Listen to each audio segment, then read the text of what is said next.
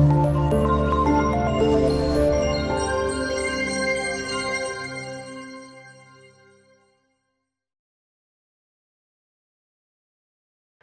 दोस्तों, आप सभी का स्वागत है सुरेंद्र मैथ 4.0 के यूट्यूब चैनल में।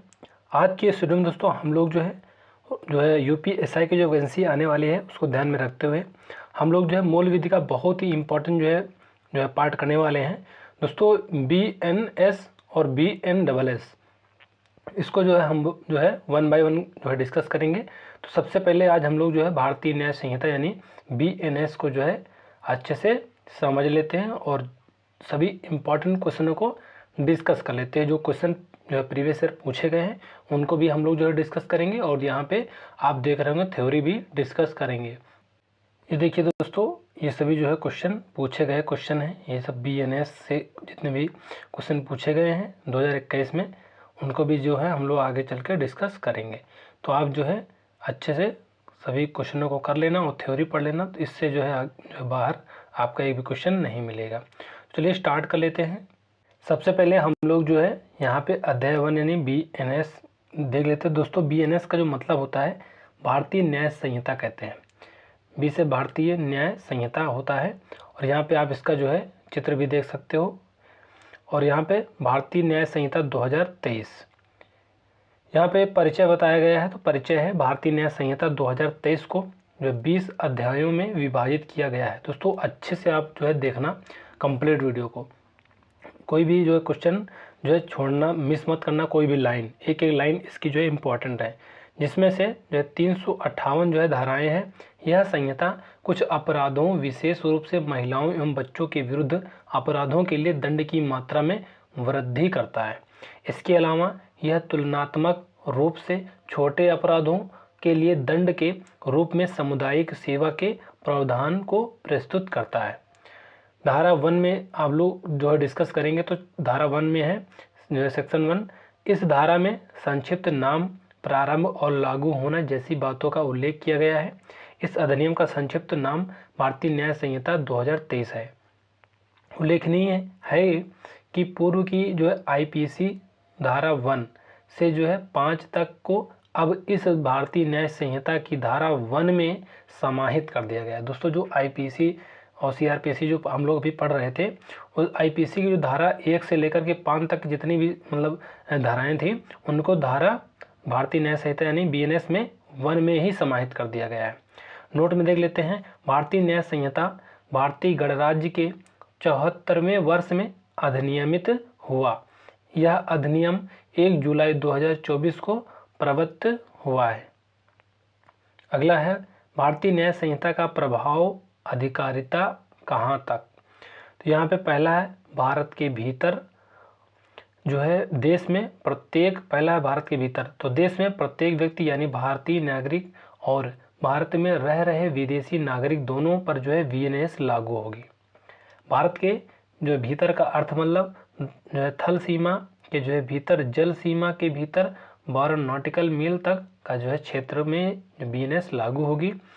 1 नॉटिकल मील बराबर होता है 1852 यानी 1852 मीटर या फिर 1.852 किलोमीटर भी बोल सकते हैं। उल्लेखनीय है कि पहले जल सीमा जो 3 नॉटिकल मील थी। वायु सीमा के भीतर भारत में पंजीकृत किसी जहाज या वायुयान पर सवार कोई भी व्यक्ति, चाहे वह कहीं भी हो, अपराध करता है तो वह बीएनएस के दायरे में आएगा। जो भारतीय न्याय संहिता के उपबंधों का उल्लंघन करता है वह दोषी होगा, उस पर जो है बीएनएस लागू होगा। अगला है भारत की सीमाओं से बाहर या परे की बात करें तो यहाँ पे यदि भारत की जो है सीमा से जो बाहर जो कोई अपराधी भारतीय है तो उस पर भी बीएनएस लागू होगी और इस संहिता के उपबंधों के तहत यह माना जाएगा कि अपराध भारत में ही हुआ है। उपरोक्त के अलावा अन्य स्थितियां जैसे कि यहाँ पे में है भारत के बाहर यदि पीड़ित भारतीय है और अपराधी कोई विदेशी नागरिक है तो ऐसी स्थिति में से उस जो है अपराधी विदेशी नागरिक पर भी बीएनएस लागू होगी। बाद में देख लेते हैं भारत के बाहर या उससे परे किसी भी स्थान पर यदि कोई व्यक्ति भारत में स्थित कंप्यूटर संसाधन को टारगेट करके अपराध करता है तो भारत के बाहर किया गया ऐसा प्रत्येक कार्य इस संहिता के अधीन दंडनीय होगा। दोस्तों सभी रूल नियम बताए जा रहे हैं बीएनएस के। भारतीय न्याय संहिता का जो प्रभाव कहाँ कहाँ नहीं होगा ये भी देख लेते हैं। तो किसी स्थान पर जहाँ कोई विशेष या स्थानीय कानून बनाया गया है वहाँ पे नहीं होगा, वहाँ पर यह संहिता लागू नहीं होगी। ऐसे कानून जो भारत सरकार के अधिकारियों को दंडित करने के लिए बनाए गए हैं वहाँ पर यह संहिता लागू नहीं होगी। आर्मी और एयरफोर्स के कर्मचारियों को दंडित करने के लिए बनाई गई विधियों पर यह संहिता लागू नहीं होगी। दोस्तों आपसे पूछा जाएगा कहाँ कहाँ जो बीएनएस जो नहीं लागू होगी, तो आपको ये पॉइंट अच्छे से नोट डाउन कर लेना है, याद कर लेना है। भारत के भीतर निम्नलिखित व्यक्तियों पर जो है बीएनएस लागू नहीं होगी, यानी ऐसे व्यक्तियों पर कोई अभियोजन जो यानी केस नहीं चलाया जाएगा, इनमें शामिल है भारत का राष्ट्रपति या राज्य के राज्यपाल। यह छूट भारतीय संविधान के अनुच्छेद 361 के द्वारा प्रदान की गई है। विदेशी संप्रभु अर्थात किसी देश का जो है प्रधानमंत्री या राष्ट्रपति, किसी अन्य देश का राजनयिक, इन पर जो है नहीं होगी बीएनएस लागू। अगला है विदेशी सेना। धारा 2 में परिभाषाएं हैं और धारा 2(1) में कार्य एक्ट की परिभाषा है और धारा 2(2) में जीव जंतु की परिभाषा यानी मानव के अलावा कोई भी जीवित प्राणी पर जो है। धारा 2(3) में बालक 18 वर्ष से जो है कम आयु का कोई भी व्यक्ति। नोट में देख लेते हैं बीएनएस में बालक की जो है नई परिभाषा को शामिल किया गया है। अगला है धारा 2(4) में कूटकरण की जो है परिभाषा। कूटकरण का जो अर्थ है धोखाधड़ी करने के आशय से एक वस्तु की नकल करके दूसरी वस्तु बना लेना। अगला पॉइंट है यहाँ यह समझना आवश्यक है कि बीएनएस के जो है उपबंधों के अनुसार ऐसा कूटकरण हूबहू होना जरूरी नहीं है। यदि यह मिलता जुलता है तो भी वह इस संहिता के तहत दंडनीय होगा। अगला देख लेते हैं नोट में आईपीसी में जो है कूटकरण यह की जो है कि यह परिभाषा धारा 28 में दी गई थी। धारा 2(5) में देख लेते हैं तो यहाँ पे इस धारा के में जो है न्यायालय की परिभाषा दी गई है। नोट में देख लेते हैं पहले यह परिभाषा आईपीसी की धारा 20 में दी गई थी, अभी धारा 2(5) में है। दोस्तों ये भी आप नोट डाउन कर लेना है। धारा 2(6) में बीएनएस में क्या है तो मृत्यु की परिभाषा बताया गया है। तो बीएनएस के जो धारा 2(6) में मृत्यु की परिभाषा बताया गया है, यहाँ मृत्यु से अर्थ यानी मानव की मृत्यु से है।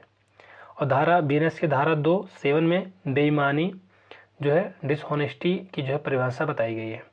बेईमानी के अंतर्गत ऐसे कार्य यानी एक्ट को इस श्रेणी में रखा जाएगा जिसमें व्यक्ति स्वयं को सदोष लाभ पहुंचाता है या किसी व्यक्ति को सदोष हानि होती हो। नोट में देख लेते हैं पहले यह परिभाषा आईपीसी की धारा 24 में दी गई थी, अभी किसमें हो गई है धारा 2(7) में। अगला है बीएनएस की धारा 2(8) में दस्तावेज की परिभाषा बताया गया है। किसी पदार्थ पर अक्षरों अंकों या जो है चिन्हों द्वारा या इनमें से एक से अधिक माध्यमों द्वारा जो वर्णित या अभिव्यक्त या कोई विशेष विषय जो है दस्तावेज कहलाता है तथा ऐसा दस्तावेज इलेक्ट्रॉनिक या डिजिटल रूप में हो सकता है। इसे न्यायालय में जो साक्ष्य के रूप में प्रस्तुत किया जा सकता है। नोट में दे लेते हैं पहले यह परिभाषा आईपीसी की धारा 29 में दी गई थी, अब यह धारा 2(8) में हो गई है। तो बहुत ही इंपॉर्टेंट ये जो है सभी थ्योरी है, तो आप इनको अच्छे से देख लेना। दस्तावेज में शामिल है तो क्या क्या शामिल है दस्तावेज में, तो किसी संविदा की शर्तों को जो दिखाने वाला लेख भी शामिल है। बैंकर और बैंककार के जो है ऊपर बैंकर को विश्वास में लेकर या बैंकर का आधार बना के दिया गया है चेक। अगला है मुख्तारनामा पावर ऑफ अटॉर्नी जिसे कहते हैं। कोई जो है मानचित्र या योजना जिसका जो उपयोग साक्ष्य के रूप में किया जाना है या किया जा सकता है। ऐसा लेख जिसमें जो है कोई निर्देश या अनुदेश है। अगला है दस्तावेज से संबंधित महत्वपूर्ण केस। यहाँ पे पहला है श्यामाचरण यानी VSSDM करेंसी नोट भी दस्तावेज में शामिल है। बौरैया VS कर्नाटक राज्य पोस्टमार्टम जो है रिपोर्ट भी जो है दस्तावेज मानी जाती है। अगला है धारा यानी बीएनएस की धारा 2(9) में कपटपूर्वक अर्थात कपट करने के जो है आशय से किया गया कोई कार्य, ये शामिल है 2(9) में धारा बीएनएस की धारा 2(9) में। पहले यह परिभाषा आईपीसी की धारा 25 में परिभाषित की गई थी। ध्यान देने योग्य है कि कपट का जो अर्थ है धोखाधड़ी करने के लिए झूठ बोलना है। बीएनएस की धारा 2(10) में जो है लिंग का जो है परिभाषा बताया गया है। लिंग की परिभाषा नोट में देख लेते हैं। पहले आईपीसी की धारा 8 में इसका उल्लेख किया गया था। इस धारा में वह जो है का अर्थ पुरुष, स्त्री और उभय लिंग से है। उभय लिंग यहाँ पे धारा जो है बीएनएस की धारा 2(11) में बताया गया है। सद्भाव पूर्वक कोई कार्य सभी जो है तभी जो है सद्भाव पूर्वक माना जाएगा जब पहला है वह कार्य पूरी सतर्कता के साथ किया गया हो और दूसरा है वह कार्य पूरी सावधानी से किया गया हो। बीएनएस की धारा 2(12) में बताया गया सरकार की परिभाषा का जो वर्णन किया गया है। इस परिभाषा में सरकार शब्द केंद्र एवं राज्य दोनों प्रकारों के लिए प्रयुक्त किया गया है। बीएनएस के धारा 2(13) में संश्रय यानी आश्रय देना। अगला है किसी अपराध को संश्रय देने के अंतर्गत शामिल स्थितियां। पहला है कोई व्यक्ति किसी अपराधी को जो है आश्रय यानी शरण, घर, भोजन, पेय, आयुध या गोला बारूद या वाहन से सहायता प्रदान करता है। कोई व्यक्ति किसी जो है अपराधी को जो है पकड़े जाने से बचाने में सहायता करता है। आप यहाँ पे देख भी रहे होंगे ये अपराधी है और ये संश्रय या आश्रय देने वाला है और जहाँ पे जो है पकड़ लिया गया है इसको। नोट में देख लेते हैं पति और पत्नी संश्रय देने के जो है दोषी नहीं माने जाएंगे। धारा 2 बीएनएस की धारा 2(14) में क्षति यानी इंजरी की जो है परिभाषा बताई गई। क्षति के प्रकार भी कई तरीके होते हैं। तो पहला है शारीरिक क्षति, मानसिक क्षति, ख्याति जो है संबंधी और संपत्ति संबंधी क्षति। तो यहाँ पे बीएनएस की धारा 2(16) में क्या बताया गया है, इस धारा में न्यायाधीश यानी जज की जो है परिभाषा दी गई है। वेरी इंपॉर्टेंट है। धारा बीएनएस की धारा 2(17) में जीवन की परिभाषा, यहाँ जीवन से आशय मानव के जीवन से है। धारा 2(18) में यह धारा स्थानीय विधि से संबंधित है। वेरी इंपॉर्टेंट है। अगला पॉइंट है स्थानीय विधि ऐसी जो है विधि है जो किसी क्षेत्र विशेष में लागू की जाती है। ऐसे कानून समाज के लिए आवश्यक मुद्दों पर जो है बनाए जाते हैं। अगला है बीएनएस की धारा 2(19) में इस धारा में पुरुष की परिभाषा को समझाया गया है। आप दोस्तों इसका जो है अच्छे से एक बार जो है अपने माइंड में इसका सेट मतलब ऐसे अच्छे से तैयार कर लेना, तो आप भूलोगे नहीं। ऐसे रटोगे तो आप भूल जाओगे, क्योंकि ये जो है बहुत ही मतलब अच्छा सब्जेक्ट है और डिफिकल्ट भी थोड़ा सा है। यहाँ पुरुष की जो है परिभाषा में किसी भी जो है आयु के पुरुष शामिल है। बीएनएस की धारा 2(20) में बताया गया है माह और वर्ष के बारे में बताया गया है। यहाँ माह और वर्ष का जो संबंध है जो है ग्रेगोरियन कैलेंडर से लिए जाने का प्रावधान है। नोट में देख लेते हैं। तो ग्रेगोरियन कैलेंडर जिसे वैज्ञानिक जो है सौर कैलेंडर के नाम से भी जाना जाता है का जो है उपयोग नागरिक कैलेंडर के रूप में किया जाता है। इसका उपयोग वर्ष 1582 से शुरू हुआ था तथा इसका नाम पोप ग्रेगरी यानी जो है XII का मतलब होता 13 के नाम पर रखा गया है, जिन्होंने इस कैलेंडर को जो है प्रस्तुत किया था। इस कैलेंडर ने जूलियन कैलेंडर की जगह ली, क्योंकि जूलियन कैलेंडर में जो है लीप वर्ष के संबंध में गणना सही नहीं थी। अब हम लोग जो है बीएनएस की जो धारा 2(21) में पढ़ेंगे तो यहाँ पे चल संपत्ति की परिभाषा बताया गया है। ऐसी चीज़ें जो भूमि से जो है बंधी हुई हैं को छोड़ करके जल संपत्ति मानी जाएंगी। ऐसे संपत्ति को आसानी से वह यानी एक जगह से दूसरी जगह ले जाया जा सकता है, जैसे कि वाहन, आभूषण, लैपटॉप या नगदी। आप यहाँ पे फिगर भी देख सकते हो, व्हीकल है, चल संपत्ति है, यहाँ पे पैसा भी दिया गया है और लैपटॉप भी दिया गया है। दोस्तों बहुत ही अच्छी बुक है रोजगार विदंकित की। तो यहाँ पे आप फिगर जो है भी अच्छे से फिगर देकर भी समझाया गया है और अच्छे रंग बिरंगे अक्षरों से दिया गया है कि लड़का बोर ना हो, पढ़ने में इसको आसानी रहे। बीएनएस की धारा 2(22) में बताया गया वचन यानी नंबर की परिभाषा बताया गया है। धारा 2(23) में शपथ की परिभाषा है। धारा 2(24) में इस धारा में अपराध की को जो है परिभाषित किया गया है। पहला पॉइंट है भारतीय न्याय संहिता के विरुद्ध जो है किए गए कार्य अपराध है, यानी बीएनएस के जो अध्याय 3 के जो है तहत साधारण अपवाद को छोड़कर किसी कार्य को अपराध माने जाने के आवश्यक तत्व तो यहाँ पे बताए गए हैं, जैसे कि ऐसा कोई कृत्य मानव द्वारा जो है किया होना चाहिए। और ये अगला है, ऐसे व्यक्ति की जो है आपराधिक मना स्थिति होनी चाहिए। अगला है, ऐसा कोई जो है कार्य आपराधिक कृत्य भी होना जरूरी है। और अगला है, इस तरह के आपराधिक कृत्य से मानव समाज को क्षति होनी जरूरी है। धारा 225 में लोप की परिभाषा बताया गया है। धारा 226 में व्यक्ति की परिभाषा बताया गया है। व्यक्ति की परिभाषा के अंतर्गत शामिल है जैसे कि कंपनी, एसोसिएशन या निकाय, सभी जो है निगमित या गैर निगमित हो सकते हैं। अगला है धारा 228, लोक सेवक की परिभाषा यहाँ पे बताया गया है, नोट में देख लेते हैं। आईपीसी की धारा 21 में जो है पहले इसका जो उल्लेख किया गया था। पहला पॉइंट है, लोक सेवक के जो है अंतर्गत निम्नलिखित में को जो है शामिल किया गया है। आर्मी, नेवी, एयरफोर्स के जो कमिश्नर्ड ऑफिसर। अगला है, प्रत्येक न्यायाधीश, न्यायालय का प्रत्येक न्यायाधीश, न्यायालय की सहायता करने वाला व्यक्ति, पंचायत के सदस्य और प्रत्येक मध्यस्थ जो किसी जो है मामले में रिपोर्ट देने के लिए नियुक्त किया गया है। ऐसी नियुक्त कोई न्यायालय या किसी लोक जो है प्राधिकारी के द्वारा की गई है। सरकार का जो है प्रत्येक अधिकारी और प्रत्येक वह व्यक्ति जो निर्वाचक नामावली तैयार करता है, प्रकाशित करता है, बनाए रखता है। अगला पॉइंट है, चुनाव या चुनाव के किसी भाग को संचालित करने वाला व्यक्ति। नोट में देख लेते हैं, नगर पालिका आयुक्त, मुख्यमंत्री, कोतवाल, थाना अधिकारी, अध्यापक आदि भी जो है लोक सेवक के अंतर्गत शामिल है। अगला है, कौन कौन लोक सेवक नहीं होंगे। तो यहाँ पे पहला है विधानसभा सदस्य और दूसरा है आर्मी में JCO यानी junior commissioner officer, NCO non commissioner officer. धारा बीएनएस की धारा 230 में बताया गया विशेष विधि की परिभाषा।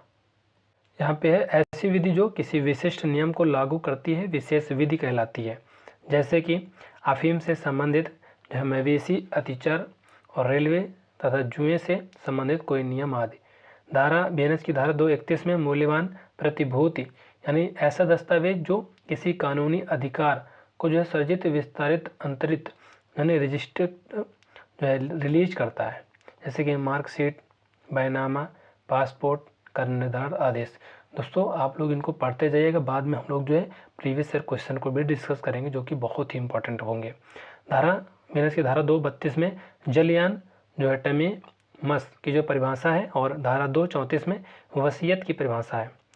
इसका उल्लेख पहले आईपीसी की धारा 31 में किया गया था। धारा 235 में महिला की परिभाषा है, यहाँ जो है महिला से आशय किसी भी आयु की महिला से है। बीएनएस की धारा 236 में सदोष लाभ यानी अभिलाभ यानी wrongful गेन, जब जो है कोई व्यक्ति गैर कानूनी ढंग से संपत्ति का जो लाभ लेता है जिसका वो कानूनी रूप से हकदार नहीं है। बीएनएस की धारा 237 में सदोष हानि यानी जो है के बारे में बताया गया है, रॉन्गफुल लॉस के बारे में, जब कोई व्यक्ति गैर कानूनी ढंग से संपत्ति को हानि पहुंचाता है, जिसको हानि हो रही है वह संपत्ति का वैध हकदार है। अब हम लोग जो है धारा 3 पढ़ लेते हैं। अभी हम लोग जो है धारा 2 पढ़ रहे थे, इसके पहले 1 पढ़े, अब हम लोग जो है धारा 3 के अंतर्गत सभी पढ़ेंगे। साधारण स्पष्टीकरण यहाँ पे बताया गया है, तो धारा 3 में बीएनएस के और यहाँ पे आईपीसी की धारा 6 में इसका उल्लेख किया गया था पहले, और यहाँ अब कितने में हो गया, धारा 3 में हो गया है। इसके अंतर्गत कुछ जो है तत्वों को खोलकर बताया गया है, जैसे कि पहला है धारा 3A। दोस्तों मैं आपको बता दूं कि ये जो बीएनएस की धारा जो होती हैं मेन होती है जैसे 1, 2, 3, 4, लेकिन इसके भी पार्ट होते हैं। तो आप यहाँ पे जैसे कि देख रहे हो धारा जो है 3 हम लोग पढ़ रहे हैं, अब 3 में भी जो है 3(1), 3 मतलब 3(1), 3(2), 3(3) मतलब इस तरह से हम लोग इसके पार्ट अंदर भी पढ़ेंगे। तो धारा 3A में बताया गया है, बीएनएस की धारा 3A में यानी 1 में चाहे ए में चाहे का में ऐसे बोल सकते हो, इस संहिता में दी गई अपराधों की परिभाषाओं को अध्याय 3 साधारण अपवाद बचाव के अधीन माना जाएगा। उदाहरण के लिए यदि 7 वर्ष से कम आयु का बच्चा कोई अपराध कर देता है तो वह अपराधी नहीं माना जाएगा। उल्लेखनीय है कि जो है संज्ञेय अपराध के जो है मामले में पुलिस किसी जो है व्यक्ति को बिना वारंट के गिरफ्तार कर सकती है, और ऐसे किसी जो है मामले में यदि कोई अपराधी पुलिस अधिकारी पर जो है इस आधार पर आरोप लगाता है कि पुलिस के द्वारा उसका जो है परिरोध किया गया है, तो भी इस आधार पर पुलिस अधिकारी दोषी नहीं माना जाएगा। पीड़ित है और यहाँ पे अपराधी है, इस सब चित्र बना के समझाया गया है। यहाँ पुलिस अपराधी है। अगला है धारा 3 में बताया गया है कि यदि कोई जो है धारा 3 के 3 में बताया गया पार्ट में, यदि कोई संपत्ति किसी जो है व्यक्ति के जो है कारण पति पत्नी सेवक नौकर लिपिक क्लर्क के कब्जे में है तो वह संपत्ति उसी व्यक्ति के जो है कब्जे में मानी जाएगी। नोट में देख लेते हैं, आईपीसी की धारा 27 में इसका जो है उल्लेख किया गया था। अगला है धारा 3 के 5 में देख लेते हैं सेक्शन में, सामान्य आशय उद्देश्य का जो है वर्णन किया गया है। नोट में देख लेते हैं, आईपीसी की धारा ये 34 में इसका जो है उल्लेख किया गया था। अब ये जो है बीएनएस की धारा 3 के सेक्शन 5 में इसका जो है वर्णन किया गया है। यहाँ पे आप चित्र से भी समझ सकते हो। उदाहरण के लिए जैसे घेरे के जो है मध्य में जो है खड़े व्यक्ति के जो है प्रति जो है यदि अन्य जो है सभी व्यक्ति शत्रुता का जो है भाव रखते हैं और उसे जो है मारना चाहते हैं, तो इस यानी एक से अधिक जो है व्यक्तियों का जो ऐसा विचार या आशय सामान्य उद्देश्य कहलाता है। जैसे कि आप यहाँ पे देख भी रहे होंगे, लिखा हुआ है, जब कोई व्यक्ति यानी आपराधिक कार्य कई व्यक्तियों के जो है द्वारा अपने सामान्य उद्देश्य को प्राप्त करने के लिए किया जाता है तो प्रत्येक व्यक्ति अपराधी होगा। जितने लोग रहेंगे सभी अपराधी होंगे। तो अगला है बीएनएस की धारा 7 के सेक्शन 3 के धारा 3 के सेक्शन 7 में यदि किसी व्यक्ति द्वारा जो है किसी कार्य का जो है लोप किया जा रहा है जिससे परिणाम कारित हो रहा है तो यह कृत्य भी अपराध की श्रेणी में आएगा। उदाहरण के लिए देख सकते हो यहाँ पे चित्र बना हुआ है, यदि एक पुरुष इस जो है महिला को जो है भोजन पानी जैसी आवश्यक चीज़ों को नहीं देता और मारपीट आदि भी जो है करता है जिससे अंततः कुछ दिनों बाद इस महिला की मौत हो जाए तो ऐसा कार्य का लोप अपराध की श्रेणी में आएगा। अगला अध्याय है अध्याय 2। दोस्तों धारा जो ने अब यहाँ पे हम लोग पढ़ चुके थे 3 तक, और यहाँ पे अब हम लोग अध्याय 2 पढ़ेंगे जिसमें दंडों के विषय में जो है वर्णन किया गया है। यहाँ पे हम लोग धारा 4 से लेकर के 13 तक पढ़ेंगे। पहले आईपीसी के जो है अध्याय 3 की धारा जो है 53 से लेकर के 75 में जो है दंडों के विषय में उल्लेख था। अब किस में हो गया है तो 4 से लेकर के 13 धारा तक हो गया है दंडों के विषय में बीएनएस में। धारा 4 में बीएनएस की धारा 4 में दंडों के प्रकार का वर्णन किया गया है। इसमें जो है 6 प्रकार के दंडों का प्रावधान किया गया है। मृत्युदंड, आजीवन कारावास, कारावास किस तरह का, यह 2 प्रकार का होता है जिसमें कठोर कारावास और सादा कारावास शामिल है। अगला है संपत्ति की जब्ती यानी कुर्की जिसे कहते हैं, और जुर्माना भी है। सामुदायिक सेवा या उपबंध भारतीय न्याय संहिता में नया जोड़ा गया है। ये पूछ लेना कि जो है पूछेगा क्वेश्चन की नया कौन सा जो है मतलब जोड़ा गया है सेवा, तो ये सामुदायिक सेवा है। धारा बीएनएस की धारा 5 में जो है दंडादेशों का जो है लघुकरण के बारे में वर्णन किया गया है। यह धारा सजा को कम करने की बात करती है। इसके जो है तहत समुचित सरकार केंद्र व राज्य सरकार अपराधी की जो है सम्मति के बिना किसी दंड का जो है अन्य दंड में लघुकरण कर सकेगी। बीएनएस की धारा 7 में जो है संपूर्ण दंड या जो है संपूर्ण दंड का जो है कोई भी भाग कठिन या सादा जो है कारावास होगा तो इस प्रकार के कारावास संबंधी निर्णय न्यायालय लेगा। बीएनएस की धारा 8 में जुर्माने की रकम का वर्णन किया गया है। यदि कोई व्यक्ति जुर्माना आदि देने में जो है व्यतिक्रम करता है तो यहाँ पे अगला है, या फिर जहाँ जुर्माने की राशि निश्चित नहीं है वहाँ न्यायालय अपराध के अनुसार जुर्माना तय करेगा। इसमें जो है जुर्माना असीमित तो होगा लेकिन अत्यधिक नहीं होगा। अगला है बीएनएस की धारा 8(2) में, जहां अपराधी कारावास और जुर्माने दोनों से जो है दंडित है, वहां यदि ऐसे मामले में जुर्माना नहीं भरता है तो न्यायालय ऐसे कारावास का जो है दंड देगा जो मूल कारावास से अलग होगा। अगला है धारा 8(3) में, देख लेते हैं बीएनएस के। तो यदि अपराधी जो है कारावास और जुर्माने दोनों से जो है दंडित है और वह ऐसे मामले में जुर्माना नहीं भरता है तो उसे जुर्माने के बदले में मूल कारावास के जो है अवधि की 1/4 अतिरिक्त कारावास की सजा दी जाएगी। उदाहरण के तौर पर यदि किसी जो है व्यक्ति को 20 वर्ष के जो है कारावास और जो है 10,000 जो है रुपये जुर्माने की सजा जो है हुई है और वह अपराधी जुर्माना नहीं चुकाता है, तो ऐसी स्थिति में उसे जो है 20 वर्ष के जो है कारावास के 1/4 यानी 1/4 यानी 5 वर्ष की अतिरिक्त सजा होगी। बीएनएस की धारा 8(4) में दिया गया है कि जुर्माना न देने या सामुदायिक सेवा न करने पर जुर्माना और कारावास की सजा के संबंध में इस स्थिति में कठोर और सादा जो है दंड हो सकता है। धारा 8(5) में बताया गया बीएनएस के, यदि अपराधी जुर्माने से या सामुदायिक सेवा से दंडनीय है और वह अपराधी जुर्माना या सामुदायिक सेवा नहीं करता है तो उसे कारावास की सजा होगी। यदि जुर्माना 5,000 रुपये या उससे कम का है तो उसे अधिकतम 2 माह तक की जो है सजा होगी। यदि जुर्माना 10,000 रुपये या उससे कम का है तो उसे अधिकतम 4 माह तक की सजा होगी। उपर्युक्त मामलों से अतिरिक्त किसी अन्य मामले में सजा 1 वर्ष से अधिक नहीं हो सकती है। बीएनएस की धारा 9 में बताया गया है, कई अपराधों से मिलकर बने अपराध के लिए दंड की अवधि। यहाँ पे पीड़ित है और यहाँ पे अपराधी है, मार रहा है। अगला है, उदाहरण के तौर पर यदि जो है अपराधी किसी व्यक्ति पर जो है लाठी से एक से अधिक बार वार करता है तो उसे सजा लाठी से वार करने के आधार पर दी जाएगी, ना कि इस आधार पर कि उसने 1 बार वार किया है या फिर 10 बार वार किया है, मारा है, बस इस बात पर सजा मिलेगी उसको। इस स्थिति में जो है बीच बिचाव करने वाले व्यक्ति पर जो है भी अपराधी लाठी से वार करता है तब उसे इस कृत्य के लिए दुगनी सजा दी जाएगी। बीएनएस की धारा 11 में बताया गया एकांत परिरोध का वर्णन किया गया बीएनएस की धारा 11 में।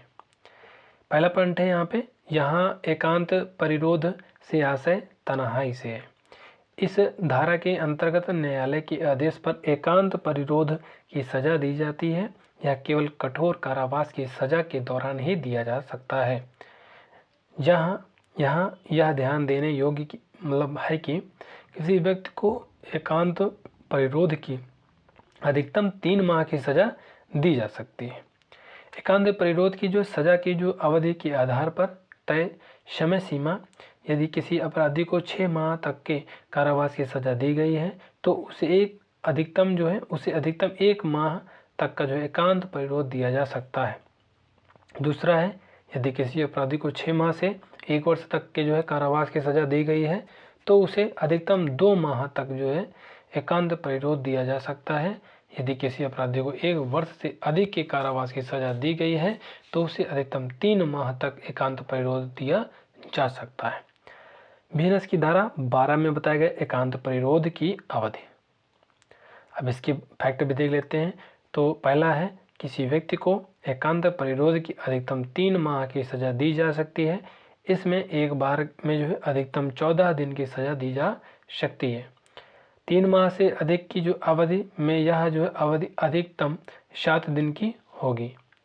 धारा 13 में है, दोबारा जो है पश्चातवर्ती जिसे कहते हैं अपराध करने पर जो है सजा में बढ़ोतरी। यदि किसी अपराधी ने भारतीय न्याय संहिता की अध्याय 10 यानी नकली सिक्कों या करेंसी नोट और अध्याय 17 में लोक प्रशांति को जो भंग करना जैसे कि दंगा वल्वा आदि के जो है तहत कोई अपराध किया गया है जिसमें 3 वर्ष से अधिक सजा का प्रावधान है, इस प्रकार का अपराध दोबारा करने पर उसे आजीवन कारावास या 10 वर्ष तक की सजा यानी कठोर या सादा कारावास हो सकती है।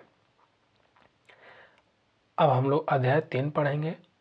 जिसमें साधारण अपवाद का वर्णन किया गया है। इस अध्याय का जो अर्थ है बचाव, छूट और क्षमा योग्य अपराध से है। जो है बीएनएस की धारा 14 में बताया गया है किसी जो है विधि द्वारा जो आबद्ध या फिर तथ्य की जो है मूल के कारण किया गया कार्य अपराध की श्रेणी में नहीं आता है। विधि द्वारा जो आबद्ध यहाँ बताया गया भीड़ पर जो है गोली चलाने के मामले में जो है विधि से आबद्ध सैनिक जो है अपराधी नहीं माना जाएगा। सैन्य अधिकारी की गोली चलाने का आदेश ये है, सैन्य अधिकारी और यहाँ पे सैनिक है। अगला है यहाँ पे दूसरा पॉइंट है तथ्य की भूल। तथ्य की भूल तो जो है क्षमा योग्य है, लेकिन विधि की भूल न्यायालय द्वारा क्षमा नहीं की जा सकती। बीएनएस की धारा 15 में है न्यायाधीश को छूट। यहाँ पे न्यायाधीश को छूट के बारे में बताया गया है। इस धारा के अंतर्गत जब न्यायाधीश सद्भावपूर्वक न्यायिक कार्य कर रहा हो तब न्यायिक कार्य करते हुए न्यायाधीश का कार्य अपराध नहीं माना जाएगा। बीएनएस की धारा 16 में जल्लाद को बचाव या छूट का वर्णन है। न्यायालय के आदेश पर जो कार्य करने वाले व्यक्ति का जो कार्य अपराध नहीं माना जाएगा।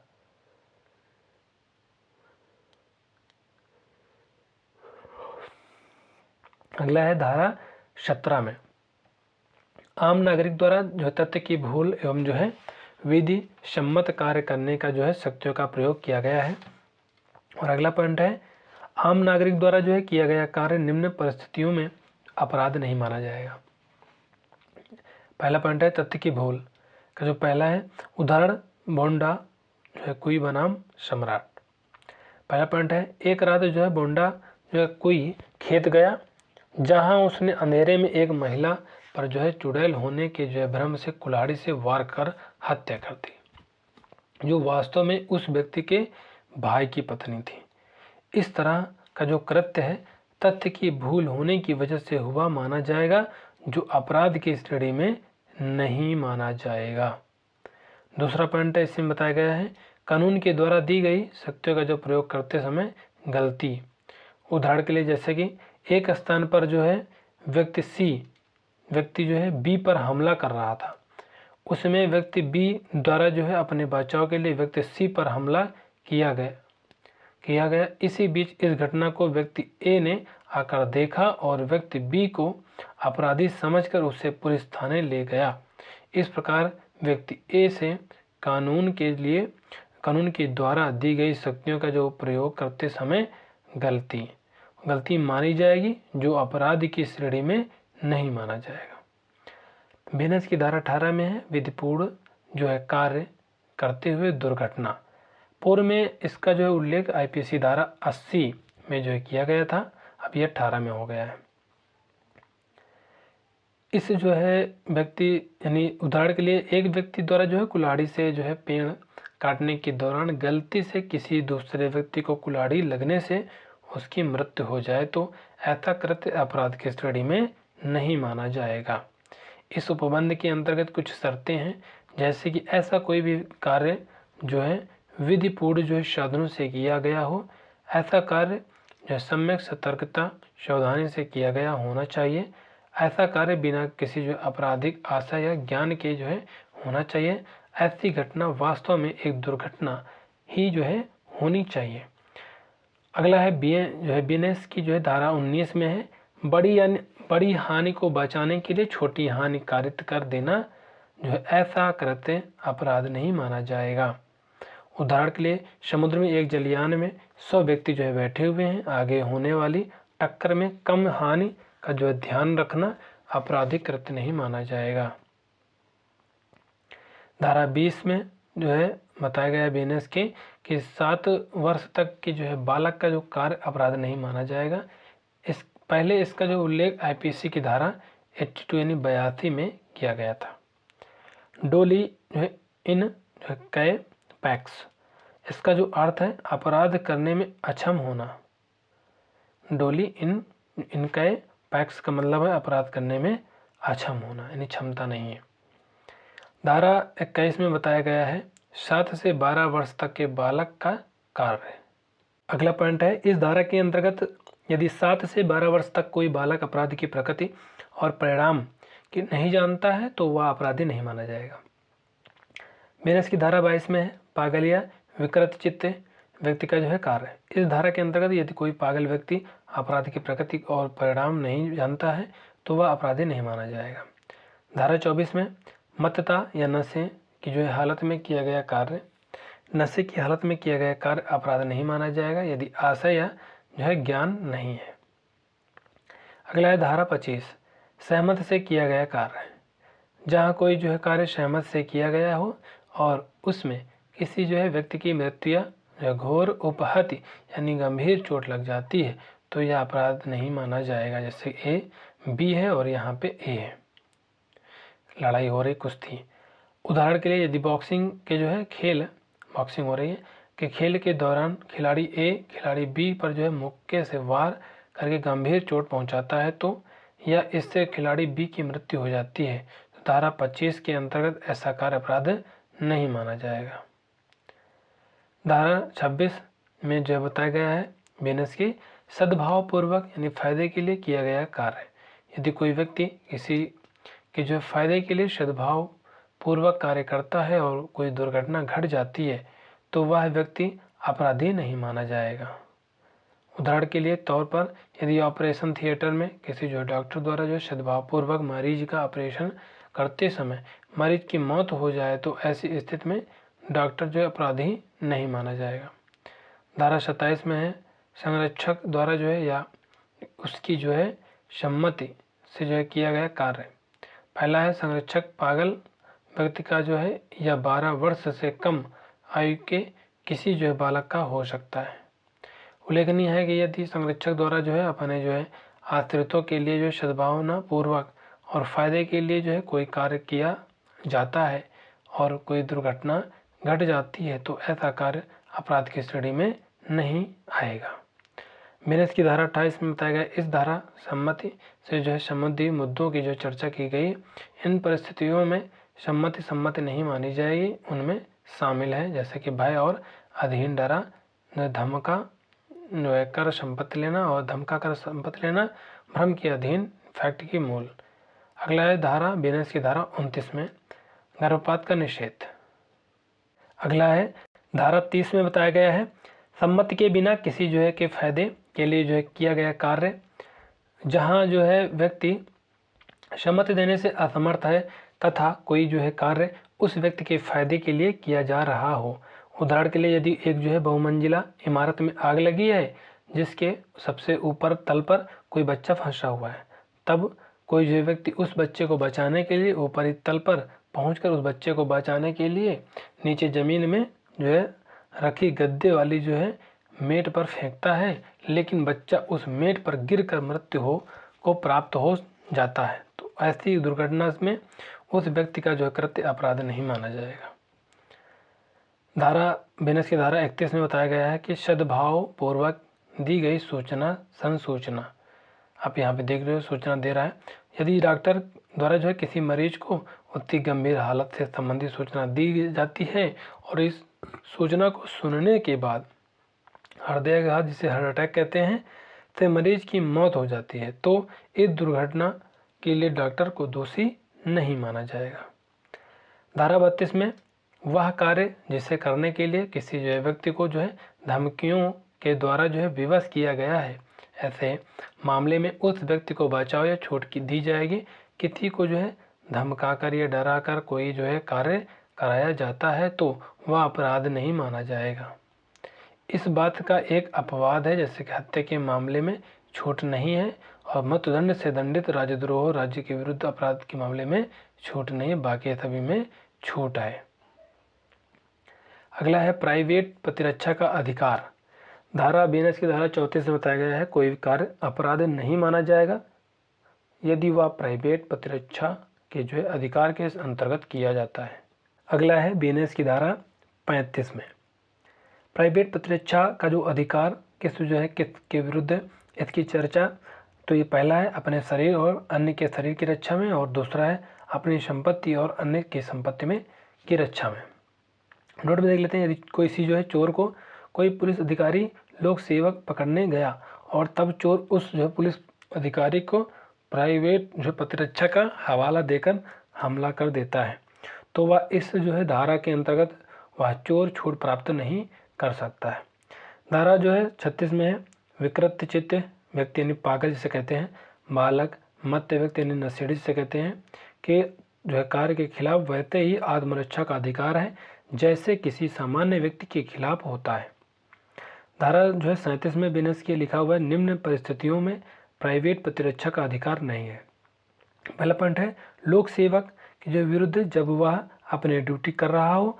दूसरा है उन मामलों में जब आप किसी पब्लिक अथॉरिटी लोक प्राधिकारी की जो है सहायता ले सकते हैं। उदाहरण के तौर पर यदि जो है किसी व्यक्ति को जो है किसी अपराधी से जो है जान का जो है खतरा बना हुआ है और वह इस जो है स्थिति में लोक प्राधिकारी से जो है सहायता ले सकता है, तब उसे जो है प्राइवेट प्रतिरक्षा का अधिकार नहीं होगा। अगला है लोक सेवक के आदेश से किए गए जो है कार्य के विरुद्ध। और दूसरा है नोट में देख लेते हैं, केवल उतनी ही हानि पहुंचा सकते हैं जितनी आत्मरक्षा के लिए जरूरी है। बिनस की धारा 38 में बताया गया है शरीर की प्राइवेट प्रतिरक्षा के सामने वाले जो व्यक्ति की जान तक जो है ली जा सकती है। इसके लिए निम्न परिस्थितियां हैं, जैसे कि मृत्यु की आशंका पर, घोर उपहत यानी गंभीर चोट की आशंका पर, बलात्कार बलात्संग के जो आशय से, और प्रकृति विरुद्ध काम वासना की जो है पूर्ति के लिए किया गया हमला। व्यवहरण अपहरण की स्थिति में, सदोष परिरोध की स्थिति में, एसिड अटैक की स्थिति, एसिड फेंकने या फेंकने के जो है प्रयास की स्थिति, या घोर उपहत गंभीर चोट की स्थिति में। धारा जो है 40 में बताया गया प्राइवेट प्रतिरक्षा की समय अवधि। पहला है प्राइवेट प्रतिरक्षा के अधिकार का जो प्रारंभ और बने रहना। अगला पॉइंट है जब तक बना रहेगा, जब तक प्राणों पर जो है संकट की आशंका बनी रहेगी। अगला है बिनस की धारा 41 में संपत्ति की प्राइवेट प्रतिरक्षा में जो है कब किसी को जो है मार सकते हैं। तो पहला लूट, रात्रोग्रह वेदन, इसमें जो है रात्रों से आशय यानी सूर्यास्त के बाद और सूर्योदय से पहले, आग या विस्फोटक द्वारा जो रिष्ट, जिसे सामान्य रूप से नुकसान के रूप में जाना जाता है। अगला इसमें किसी का जो है भवन, तंबू या जलयान जो निवास की तरह जो है या संपत्ति की रक्षा के लिए उपयोग हो रहा हो। अगला है चोरी, रिष्ट या गृह अत्याचार के दौरान मृत्यु या जो है घोर उपहत गंभीर चोट का डर हो।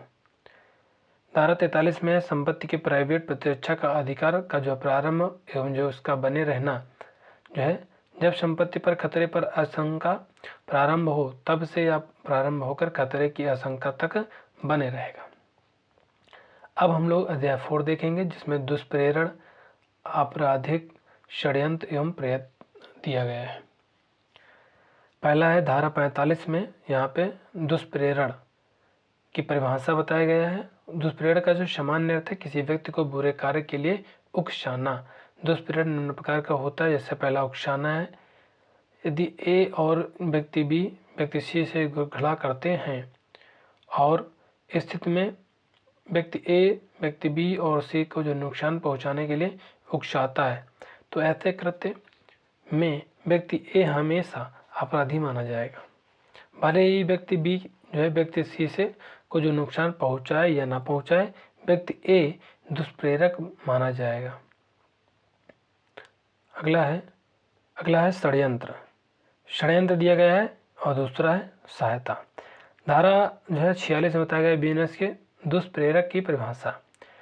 दुष्प्रेरक वह व्यक्ति होता है जो किसी जो है दूसरे को अपराध करने के लिए जो है उकसाता है, सहायता करता है या षड्यंत्र रचता है, भले ही वह स्वयं अपराध न करे।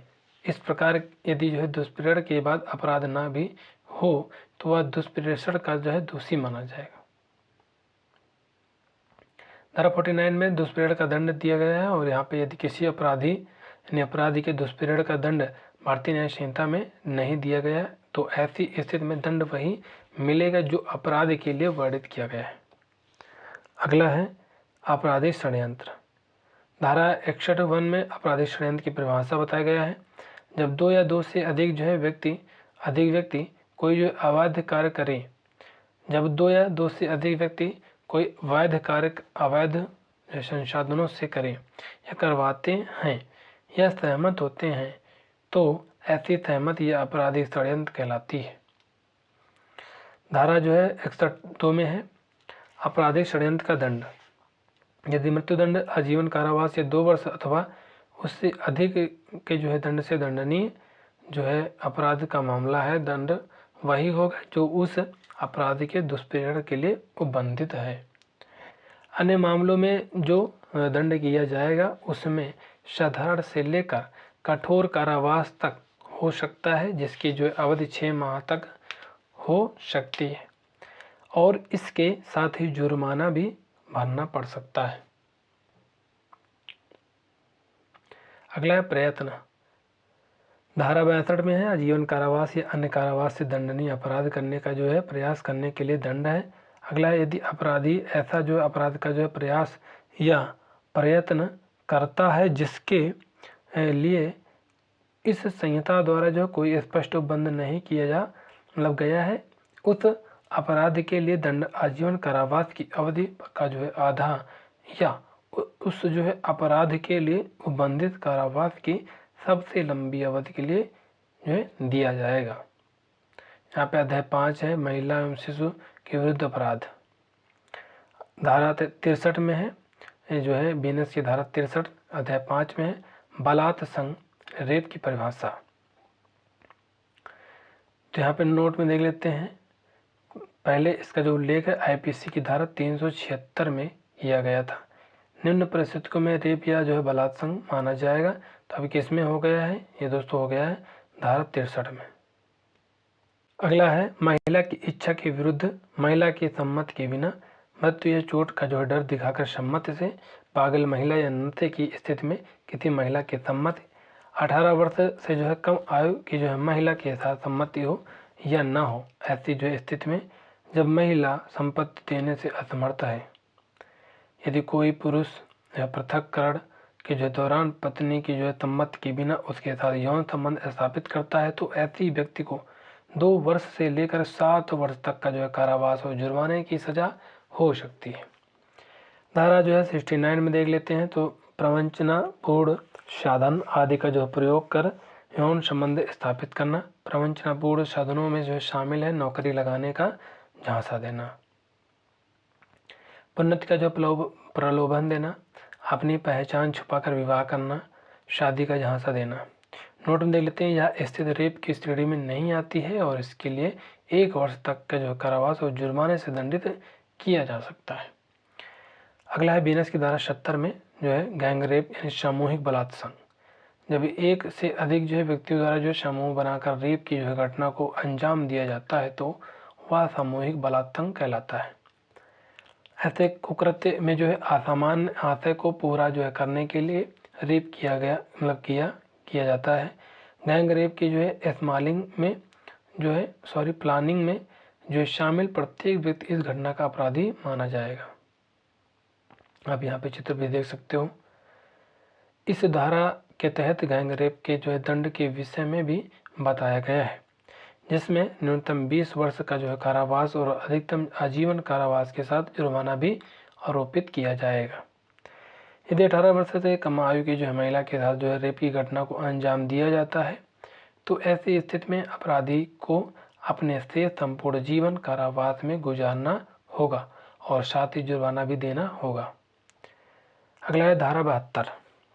बीएनएस की धारा 72 में है पीड़ित की जो है पहचान का जो है छुपाया जाना। इस धारा के अंतर्गत यह प्रावधान किया गया है कि रेप आदि से पीड़ित या पीड़ित व्यक्ति के नातेदार की पहचान को उजागर नहीं किया जाएगा। यदि कोई व्यक्ति ऐसी जो है पहचान को प्रिंट पब्लिश करता है तो उसे अधिकतम 2 वर्ष तक की सजा के साथ जुर्माना भी लगाया जाएगा। धारा जो है 73 में देख लेते हैं। न्यायालय की जो है अनुमति के बिना रेप आदि अपराधों को जो है कोर्ट प्रोसीडिंग का जो मुद्रण यानी प्रिंट का जो प्रकाशन यानी पब्लिक अवैध है। ऐसी स्थिति में दंड अधिकतम 2 वर्ष का है तथा जो है सजा के साथ जुर्माना भी लगाया जा सकता है। अगला है धारा 74 महिला की लज्जा का अनादर। महिला की लज्जा को भंग करने की आशय से हमला करना और आपराधिक बल का जो प्रयोग करने पर उस व्यक्ति को जो है न्यूनतम 1 वर्ष के जो है कारावास से लेकर के 5 वर्ष की जो है सजा के साथ जुर्माना भी लगाया जा सकता है। धारा 75 में बताया गया है बीएनएस के लैंगिक उत्पीड़न। निम्न परिस्थितियां जैसे लैंगिक उत्पीड़न के अंतर्गत मानी जाएंगी, जैसे कि पहला पॉइंट है जब कोई पुरुष यौन संबंध बनाने के लिए किसी महिला के साथ शारीरिक रूप से स्पर्श या अग्र क्रियाएं जो शारीरिक संबंध बनाने का जो है इशारा या चाह करता है, तो इसमें हो जाएगा। अगला पॉइंट है जब कोई पुरुष यौन संबंध बनाने के लिए मांग या अनुरोध करता है, यदि कोई पुरुष या किसी जो है महिला की इच्छा के विरुद्ध अश्लील वीडियो दिखाता है। अगला है यदि कोई पुरुष किसी जो है महिला पर जो है यानी सेक्सुअल रिमार्क्स कमेंट्स करता है। उपरोक्त जो है चारों परिस्थितियों में से जो है शुरुआत के 3 जो है मामलों में दंड कठोर कारावास 3 वर्ष तक का के साथ जुर्माना भी आरोपित किया जाएगा। अंतिम चौथे मामले में उसे जो है साधारण से कठोर दंड दिया जा सकता है, जिसमें कारावास की अवधि 1 वर्ष तक की होगी। अगला है बीएनएस की धारा 76 में महिला को निर्वस्त्र करने की आशय से उस पर जो है हमला करना या आपराधिक बल का प्रयोग करना। इस धारा के जो है तहत अपराधी को 3 वर्ष से लेकर 7 वर्ष तक के जो है कारावास और जुर्माने से दंडित किया जा सकता है। धारा 77 देख लेते हैं। यह धारा दृश्य कथा यौनिक दर्शन या ताक झांक से जो संबंधित है, जो किसी महिला की जो है निजी क्रियाओं को बिना उसकी सहमति के देखना, उनकी तस्वीरें लेना या उन्हें प्रसारित करना अपराध घोषित करती हैं। निजी कर्म में लगी महिला या उन परिस्थितियों में महिला को देखना, ताकना, झांकना आदि है जिसमें शामिल है, जिसमें उसे जो लगे कि जो कोई नहीं देख रहा हो। अगला पॉइंट है इस मामले में फोटो लेना और उसे प्रसारित करना भी अपराध की श्रेणी में आता है। ताक झांक का जो दंड यहाँ पे पहली बार की स्थिति में दंड 1 वर्ष से 3 वर्ष का रहेगा और जुर्माना भी रहेगा। दूसरी बार यानी बारंबार की स्थिति में 3 वर्ष से लेकर 7 वर्ष तक का जो जुर्माना या कारावास रहेगा। बीएनएस की धारा 78 में पीछा करना।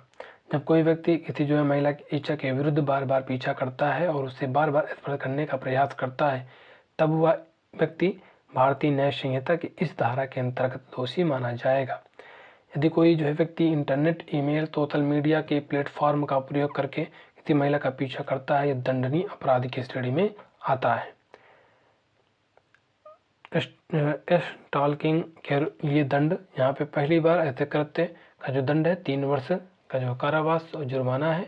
दूसरी बार बारंबार ऐसे जो कृत्य पर जो है दंड 5 वर्ष तक का जो है कारावास और जुर्माना है।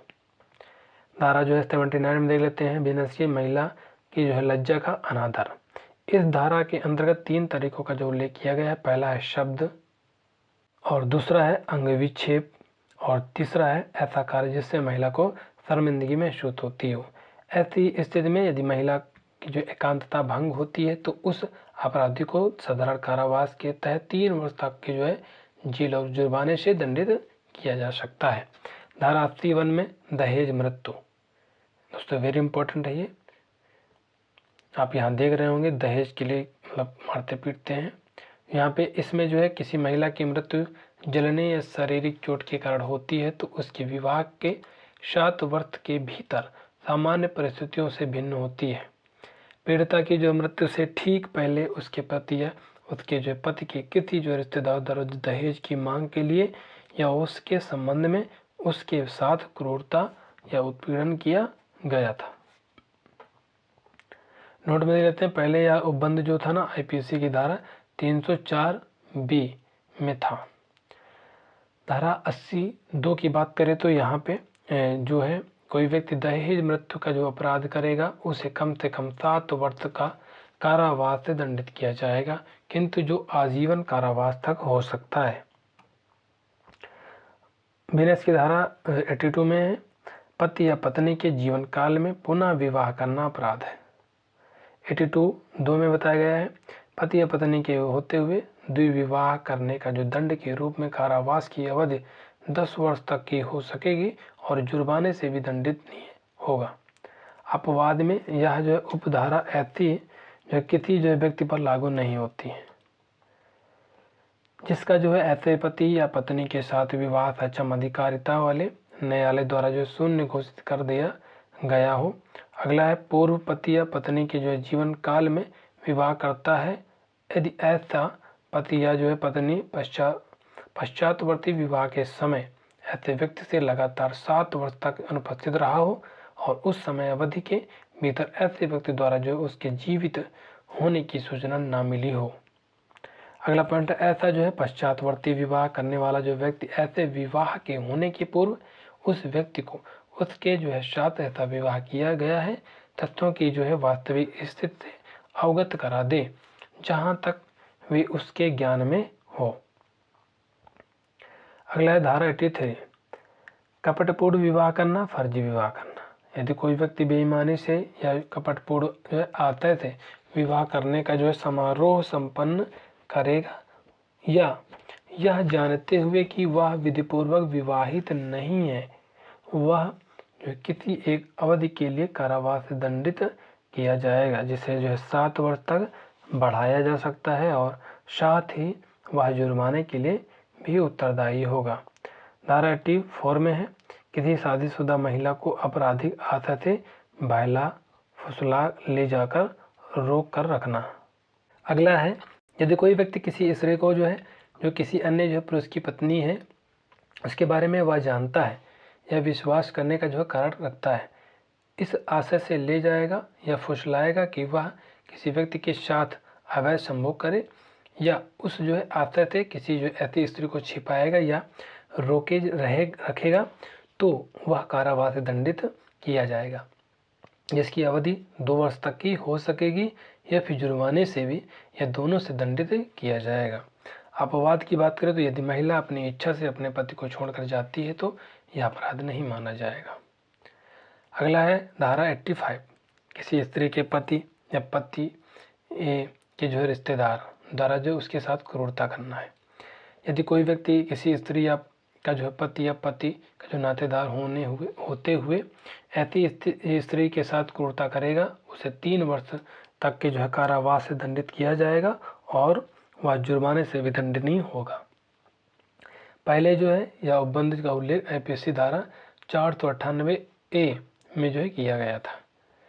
धारा 86 में है, धारा जो है 85 के जो है प्रयोजनों के लिए क्रूरता से जो है तात्पर्य है कोई जो है जानबूझकर किया गया आचरण जो ऐसी प्रकृति का हो जिससे महिला को आत्महत्या करने के लिए प्रेरित करने या महिला के जीवन अंग या स्वस्थ मानसिक शारीरिक को जो है गंभीर चोट या खतरा पैदा करने की संभावना हो, या जो है महिला का जो उत्पीड़न, जहां ऐसा उत्पीड़न उसे जो है या उसके किसी संबंधित व्यक्ति को किसी संपत्ति या मूल्यवान प्रतिभूति की जो है किसी अवैध मांग को पूरा करने के लिए मजबूर करने के उद्देश्य से किया जाता है या उसके किसी जो है संबंधी व्यक्ति द्वारा ऐसी मांग को पूरा करने में जो विफलता के कारण किया जाता है। अगला है बीएनएस की धारा 87 में, किसी स्त्री का जो विवाह आदि करने के लिए जो है व्यपहरण या अपहरण करना, किसी महिला को जो उसकी इच्छा के विरुद्ध विवाह करने के लिए जो विवश किया जाए या उसे अवैध संभोग के लिए विवश या बहकाया जाए तो उसे किसी जो है एक अवधि के लिए कारावास से उसे 10 वर्ष तक जो है बढ़ाया जा सकता है, दंडित किया जाएगा और वह जुर्माने से भी दंडनीय होगा। अगला है धारा 88, गर्भपात कारित करना। यदि कोई महिला या अन्य व्यक्ति गर्भपात कारित करता है और यह गर्भपात महिला को जान बचाने के उद्देश्य से नहीं किया जाता है तो यह अपराध की श्रेणी में आता है। गर्भपात कारित करने हेतु दंड की बात करें तो यहाँ पे 3 वर्ष का जो है कारावास या जुर्माने से या दोनों से दंडित किया जाएगा। यदि महिला स्पंदन गर्भा है तो 7 वर्ष के कारावास और जुर्माना से दंडित किया जाएगा। अगला है बीएनएस की धारा 89 में, महिला की सम्मति के जो है बिना गर्भपात कराना। यदि जो कोई व्यक्ति किसी महिला की जो है सम्मति के बिना उसका जो गर्भपात कराता है तो उसे आजीवन कारावास या जुर्माना या दोनों में से किसी एक से दंडित किया जाएगा। अन्य स्थितियों में कारावास की अवधि 10 वर्ष तक की हो सकेगी। अगला है धारा 90, गर्भपात कारित करने के आशय से किए गए कार्य से हुई मृत्यु। पहला है, जो कोई जो है किसी गर्भवती स्त्री का जो गर्भपात कराने के आधार से कोई जो है ऐसा कार्य करेगा जिससे ऐसी स्त्री की मृत्यु हो जाए तो 10 वर्ष तक का जो कारावास जुर्माना से भी दंडित होगा। दूसरा है, जहां उपधारा फर्स्ट के में जो निर्दिष्ट कार्य महिला की जो सहमति के बिना किया जाता है वहां वह या तो आजीवन कारावास या फिर उक्त उपधारा में जो है विनिर्दिष्ट दंड से दंडनीय होगा। नोट में देख लेते हैं, इस जो है अपराध के लिए जो है यह आवश्यक नहीं है कि अपराधी को यह पता है मतलब हो ही कि उसके कार्य से मृत्यु कारित होने की संभावना है। बीएनएस की धारा 93 में है, माता पिता या जो है उसकी देखभाल करने वाले व्यक्ति द्वारा जो है 12 वर्ष से जो है कम आयु के बच्चे को असुरक्षित छोड़ना और त्यागना। यदि कोई व्यक्ति 12 वर्ष से जो है कम आयु के जो है किसी बालक को का जो पिता या माता होते हुए या फिर ऐसे बालक की देखभाल करते हुए ऐसे बालक को पूर्णतः परित्याग करने के आते से किसी जो स्थान पर छोड़ेगा या खुले में छोड़ेगा या वह जो है 7 वर्ष तक की कारावास या जुर्माने से दोनों से दंडित किया जाएगा। धारा 94 है, मृत जो है शरीर के जो है गुप्त निपटान द्वारा जन्म का जो है रहस्य छिपाना। यदि कोई जो है व्यक्ति किसी जो है शिशु के शव को गुप्त रूप से दफना कर या अन्यथा उसका जो निपटान करे के चाहे वह शिशु उसके जो जन्म से पूर्व या पश्चात या जन्म के दौरान मरा हो, ऐसे शिशु को के जो जन्म को जानबूझकर छिपाएगा या छिपाने का प्रयास करेगा वह 2 वर्ष तक के जो कारावास या जुर्माने से या दोनों से दंडित किया जाएगा।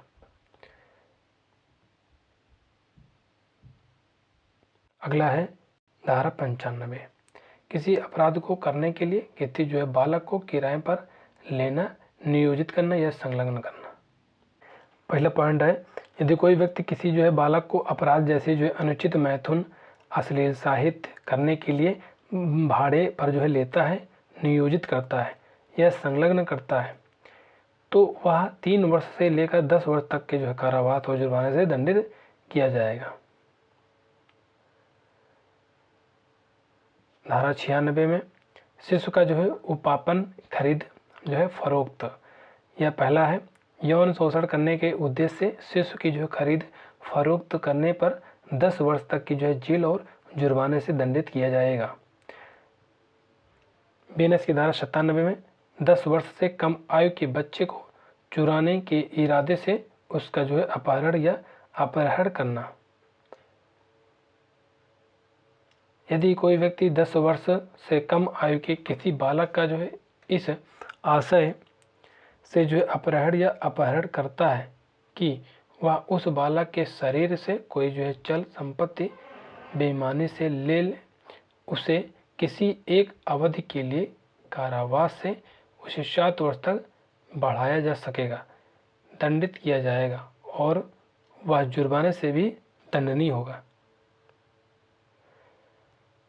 बीएनएस की धारा 98 में वेश्यावृत्ति आदि के जो है प्रयोजनों के लिए बच्चे को जो है बेचना।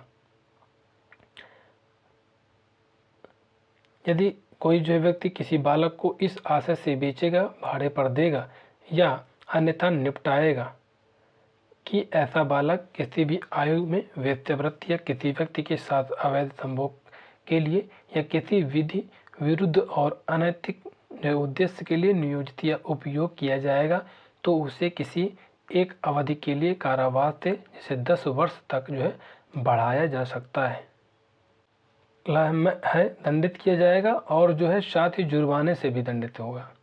अब हम लोग अध्याय 6 पढ़ लेते हैं, मानव शरीर पर जो है प्रभाव डालने वाले अपराध। धारा 100 में जो है आपराधिक जो है सदोष मानव वध का वर्णन है। 100 में यहाँ पे मानव वध का जो वर्णन है तो पहला पॉइंट है नो जो है पेरियर प्लानिंग फॉर डेथ। दूसरा है, यदि कोई व्यक्ति मृत्यु कारित करने के आशय से या ऐसे शारीरिक चोट कारित करने के आशय से जिससे जो है मृत्यु कारित होना संभाव्य है या यह जानते हुए कि ऐसे कार्य से मृत्यु कारित होना संभाव्य है कोई कार्य करके मृत्यु कारित करता है, वह सदोष मानववध का अपराध करता है। नोट में देख लेते हैं, पहले इसका जो उल्लेख आईपीसी की धारा 299 में था। रेग बनाम गोविंदा मामला सदोष मानववध से संबंधित है। धारा 105 में है सदोष मानव वध के लिए जो है दंड के रूप में आजीवन कारावास या कम से कम 5 वर्ष से लेकर के 10 वर्ष तक की जो है जेल की सज़ा दी जाएगी। धारा 101 में देख लेते हैं विनस के हत्या का जो है वर्णन किया गया है, जहाँ किसी व्यक्ति को जो है मारना पहले से जो है तय हो और उससे जो है मार दे तो वह हत्या है। धारा 103 में हत्या करने पर जो है मृत्युदंड या आजीवन कारावास की सज़ा है। धारा 104 में आजीवन कारावास की सज़ा पहले अपराधी द्वारा हत्या के लिए दंड, और इसमें जो पहला पॉइंट है, यदि कोई व्यक्ति आजीवन कारावास की सज़ा के अधीन रहते हुए हत्या करेगा उसे जो मृत्युदंड या आजीवन कारावास से दंडित किया जाएगा, जिसका जो अर्थ उस व्यक्ति के शेष प्राकृतिक जीवन काल से होगा। धारा 106 में देख लेते हैं तो उपेक्षा से जो है मृत्यु कारित करना। धारा 106 में 1 में देख लेते हैं तो यदि कोई व्यक्ति की जो है मृत्यु किसी जो ऐसे उतावलेपन या जो है उपेक्षापूर्ण कार्य द्वारा जो गैर जो है इरादतन हत्या की कोट में नहीं आता है कारित करेगा तो वह 5 वर्ष तक के जो है कारावास और जुर्माने से भी दंडनीय होगा। यदि जो है ऐसा कार्य किसी जो है पंजीकृत चिकित्सा व्यवसायी द्वारा जो चिकित्सा प्रक्रिया करते समय किया जाता है तो वह 2 वर्ष तक के जो है कारावास और जुर्माने से भी दंडनीय होगा। धारा 106(2) में यदि कोई व्यक्ति जो है तेज और लापरवाही से जो है वाहन चलाकर किसी व्यक्ति की मृत्यु कारित करता है तो उसे जो गैर जो है इरादतन हत्या की श्रेणी में नहीं आता है और घटना के तुरंत बाद पुलिस अधिकारी या मजिस्ट्रेट को इसकी जो है सूचना दिए बिना भाग जाता है तो उसे जो है किसी एक अवधि के कारावास से जैसे 10 वर्ष तक बढ़ाया जा सकेगा, दंडित किया जाएगा, वह जुर्माने से भी दंडनीय होगा।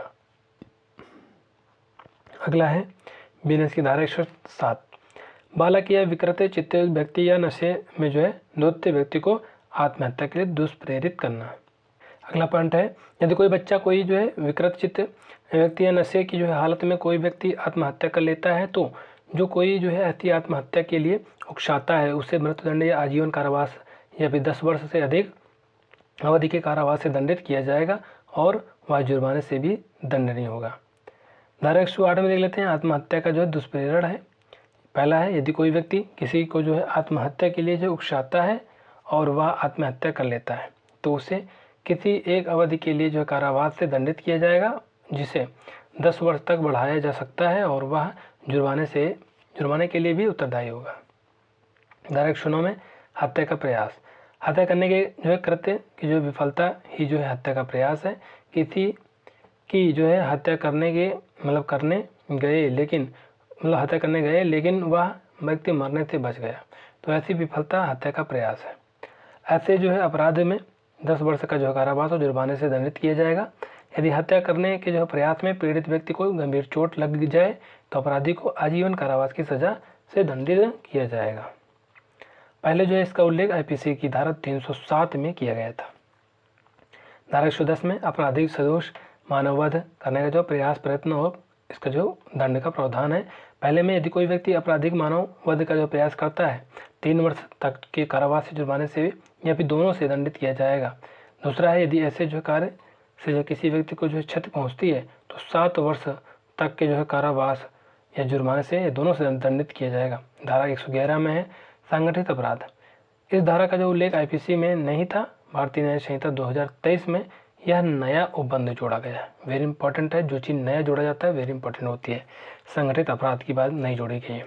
अपहरण, पहला है अपहरण, डकैती, वाहन चोरी, जबरन वसूली, भूमि हड़पना, अनुबंध, हत्या, आर्थिक अपराध, साइबर अपराध, मानव तस्करी, ड्रग्स, हथियार या अवैध सामान या सेवाओं, वेश्यावृत्ति या फिरौती के लिए मानव तस्करी सहित कोई भी जारी गैर कानूनी गतिविधि किसी भी व्यक्ति या व्यक्तियों के जो है समूह द्वारा अकेले या संयुक्त रूप से या तो संगठित अपराध या तो सिंडिकेट के सदस्य के रूप में या फिर ऐसे जो है सिंडिकेट की ओर से हिंसा का जो उपयोग करके हिंसा की धमकी, जबरदस्ती या किसी अन्य गैर कानूनी तरीके से वित्तीय लाभ सहित प्रत्यक्ष या अप्रत्यक्ष भौतिक लाभ प्राप्त जो है करने के लिए संगठित अपराध माना जाएगा। तो दोस्तों बहुत ही इंपॉर्टेंट क्वेश्चन है। धारा 112 में है छोटा संगठित अपराध। यदि कोई भी किसी समूह या गिरोह का जो सदस्य होते हुए अकेले या संयुक्त रूप से चोरी जो है छीना झपटी, धोखाधड़ी, टिकटों की अनधिकृत बिक्री, अनधिकृत सट्टा या जुआ, सार्वजनिक परीक्षा प्रश्न पत्रों की बिक्री या कोई अन्य जो है समान आपराधिक कृत्य करता है उसे लघु संगठित अपराध करने वाला कहा जाता है। नोट में देख लेते हैं। चोरी के छल से जो है चोरी, वाहन, आवास या व्यवसायिक परिसर से चोरी, माल की चोरी जो है जेब कतरी, कार्ड स्कीमिंग के माध्यम से चोरी, दुकान से सामान चुराना और स्वचालित टेलर मशीन की जो है चोरी शामिल करना है। यदि कोई व्यक्ति कोई जो है कोई छोटा मोटा संगठित जो है अपराध करेगा उसे जो है कम से कम 1 वर्ष के जो है कारावास से किंतु जो है 7 वर्ष तक का हो सकेगा दंडित किया जाएगा और जुर्माने से भी दंडित किया जाएगा। अगला है धारा 113 आतंकवादी कृत्य। यदि भारत की जो है एकता, अखंडता, संप्रभुता, सुरक्षा या आर्थिक जो है सुरक्षा को जो है खतरे में डालने के इरादे से या खतरे में डालने की संभावना से या भारत में या किसी विदेशी देश में लोगों के जो है किसी वर्ग में आतंक फैलाने के इरादे से या आतंक फैलाने की संभावना से कोई व्यक्ति कार्य करेगा तो ऐसा कृत्य आतंकवादी कृत्य माना जाएगा। इसमें जो बम, डायनामाइट या अन्य विस्फोट पदार्थ या ज्वलनशील पदार्थ या आग्नेय या शास्त्र या फिर अन्य घातक अधिकार या जहरीली हानिकारक गैसों का अन्य रसायनों का उपयोग करके किसी अन्य पदार्थ चाहे जैविक, रेडियोधर्मी, परमाणु या अन्य द्वारा जो है खतरनाक प्रकृति का हो शामिल है। अगला पॉइंट में इस धारा के अंतर्गत सार्वजनिक पदाधिकारी से जो संवैधानिक पदाधिकारी या फिर केंद्रीय सरकार द्वारा सरकारी राजपत्र में जो है सार्वजनिक पदाधिकारी के जो रूप में अधिसूचित कोई जो अन्य पदाधिकारी अभिप्रेत है।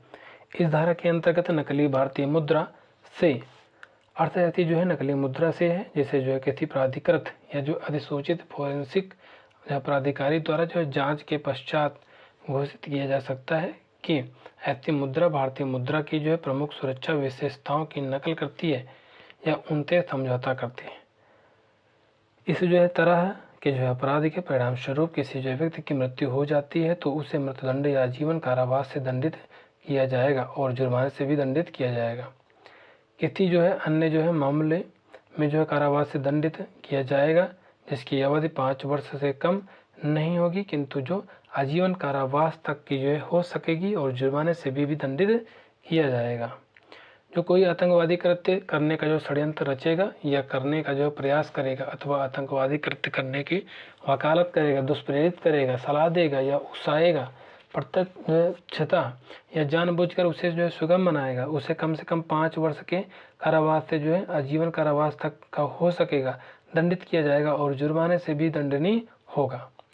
जो कोई आतंकवादी कार्य में जो प्रशिक्षण देने के लिए जो कोई शिविर या शिविरों का जो आयोजन करेगा या कराएगा या किसी जो है आतंकवादी कार्य के जो करने के लिए किसी व्यक्ति या व्यक्तियों की भर्ती करवाएगा उसे कम से कम 5 वर्ष की जो है कारावास से आजीवन कारावास तक का हो सकेगा दंडित किया जाएगा और जुर्माने से भी दंडित होगा। अगला है कोई व्यक्ति जो किसी जो है ऐसे संगठन का सदस्य जो आतंकवादी कृत्य में शामिल है उसे आजीवन कारावास तक की जो अवधि के कारावास से दंडित किया जाएगा और वह जुर्माने से भी दंडित होगा। अगला है जो कोई जो है स्वेच्छा से जो किसी व्यक्ति को जो है शरण देगा या छिपाएगा या शरण जो है देने छिपाने का जो प्रयास करेगा यह जानते हुए कि ऐसे व्यक्ति के ने जो आतंकवादी कृत्य किया है उसे कम से कम 3 वर्ष का जो है कारावास से किंतु जो आजीवन कारावास तक हो सकेगा दंडित किया जाएगा और जुर्माने से भी दंडित होगा। नोट में देख लेते इस धारा का जो उल्लेख आईपीसी में नहीं था, भारतीय न्याय संहिता 2023 में नया उपबंध जोड़ा गया। वेरी इंपॉर्टेंट है, वेरी इंपॉर्टेंट है। धारा 114 में देख लेते चोट उपाहित। जो कोई जो है किसी व्यक्ति को शारीरिक जो है पीड़ा, बीमारी या जो है अशक्तता, अंग यानी जो है शैथिल्य पहुंचाता है उसे चोट पहुंचाना कहा जाता है। नोट में पहले इसका उल्लेख आईपीसी धारा 319 में था। धारा 115 बीएनएस की धारा 115 में देख लेते स्वेच्छा यानी जानबूझ कर चोट पहुंचाना। यदि कोई किसी व्यक्ति को जानबूझ कर चोट पहुंचाता है तो उसे 1 वर्ष का जो कारावास या फिर 10,000 का जुर्माना ये दोनों से दंडित किया जाएगा। 116 में है गंभीर चोट।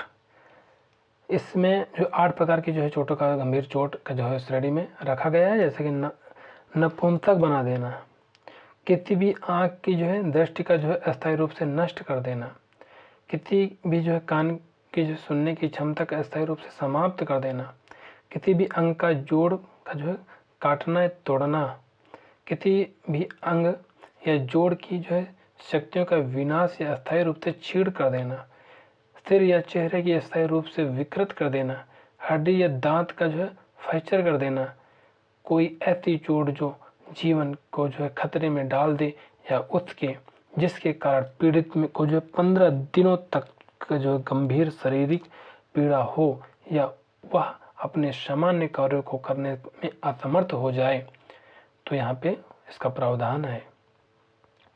धारा 117 स्वेच्छा जानबूझकर गंभीर चोट पहुंचाना, इसमें कम से कम 10 वर्ष के कारावास से लेकर आजीवन कारावास तक हो सकता है। 118 में खतरनाक हथियारों या जो संसाधनों द्वारा जो स्वेच्छा से चोट या गंभीर चोट पहुंचाना। इस धारा के तहत निम्नलिखित परिस्थितियों में जो अपराध माना जाएगा: गोली चलाने, छुरा घोंपने या फिर काटने के जो किसी उपकरण द्वारा जो है या किसी ऐसे उपकरण द्वारा जिसका उपयोग अपराध के हथियारों के रूप में करने की से जो है मृत्यु हो जाने की जो है संभावना हो।